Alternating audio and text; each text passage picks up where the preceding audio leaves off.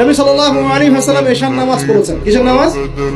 এশার নামাজ পড়ে কাবা ঘরের পাশে হাতিম আছে, কাবার হাতিম, হাতিমের উপর তিনি শুয়ে আছেন ডান কাঁধে, ডান কাতে শোয়া সুন্নাত, ডান কাতে শুয়ে আছেন। তন্দ্রা ভাব, পরিপূর্ণ ঘুম আসে নাই। নবীদের কিন্তু ঘুম নাই, নবীদের ঘুমটাও কিন্তু, নবীদের ঘুমের মধ্যে যা আসে আল্লাহর পক্ষ থেকে সেটা ওহী। নবীদের দেহ ঘুমায়, অন্তর কিন্তু ঘুমায় না, মনে রাখবেন। নবীদের কি ঘুমায় না? কলব, অন্তর কিন্তু ঘুমায় না, মনে রাখবেন।